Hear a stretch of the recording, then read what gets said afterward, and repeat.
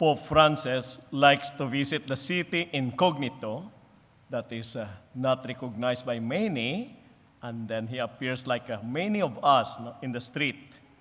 In fact, he visited St. Peter's Basilica on April 10, 2025, wearing civilian clothes, black pants, a white long-sleeve shirt, and a striped blanket, instead of his usual papal attire. That said, I adopted the story. Pope Francis was on a streetcar one day in Vatican City. A tourist to the city climbed on the streetcar and sat down next to the Pope. The two men started chatting with each other. "Are you new to the city?" Pope Francis inquired. "Yes," said the tourist. "Is there anything you would particularly like to see in the city?" asked Pope Francis. "Yes," he said, "I'd love to meet Pope Francis. Do you know him?"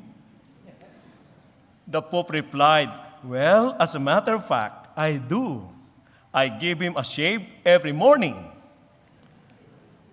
The tourist got off the streetcar quite delighted. He went back to his hotel saying to himself, "I met the Pope's barber today." The tourist was in the presence of the very person he most wanted to meet, but even with the most obvious clue, he never realized that the man with whom he was talking was the great man himself. It reminds me of Mary's reaction on Easter morning. In her grief, she thinks the man she is speaking to is the gardener. It is not, of course. Until he called her name, she did not realize that she was speaking with the risen Christ. Happy Easter. This is the day the Lord has made. Let us rejoice and be glad. Let us be people of joy. Let us be people of praise and thanksgiving, not just for today, but every day, for the rest of our lives, for our Lord has died and is alive forever. The facts of the resurrection, as we know them, are reported by Peter in our first reading, taking his authority as the first pope before the assembly in the house of Cornelius, as one among the eyewitnesses, telling that God raised Jesus from the dead and that he was seen by a chosen few after the resurrection event, and that they even ate and drank with him. Christ is risen. His victory over death is our victory too. Through our baptism, we become his brothers and sisters. His suffering, death, and resurrection also become ours. Hence, we share in the fruits of his victory, of his resurrection. Paul, in the second reading, calls this to mind, saying, "If then you were raised with Christ, seek what is above, where Christ is seated at the right hand of God." When we were baptized, our soul was changed forever, and we became sons and daughters of God. We should set our minds on spiritual things, not only on worldly things. The spiritual longing and hunger for Jesus was instantly created in the hearts of the disciples who experienced emptiness due to his death when they heard that he was alive and seen by many. We heard in the gospel how Mary Magdalene needed Jesus. She wept when she realized that his body was gone, believing that someone had stolen it. She wept because she missed the divine presence of Jesus.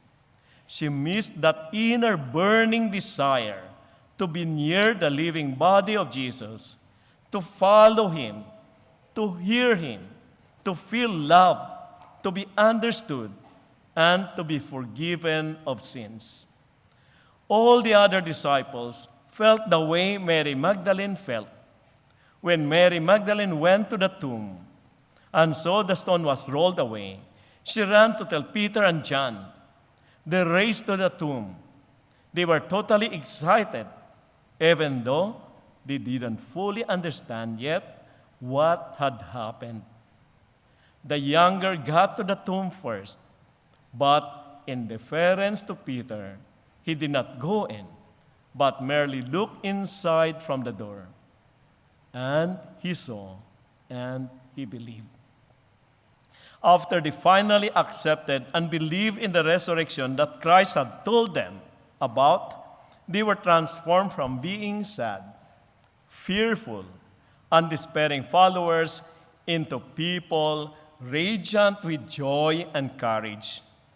The disciples who were at first paralyzed with fear of being arrested as his accomplices began boldly to proclaim that Jesus, who had died on the cross, was alive and with them. When they were arrested, persecuted, imprisoned, and put to death, it became a cause of rejoicing that they were now even more closely related to the life experience of their Lord, sharing in his sufferings that they might share in his glory. This is what the resurrection is about, what our faith is about. God can bring back to life that which has died. God can bring good out of evil, love out of hate, and hope out of despair. This is what we believe, and what we believe makes a difference.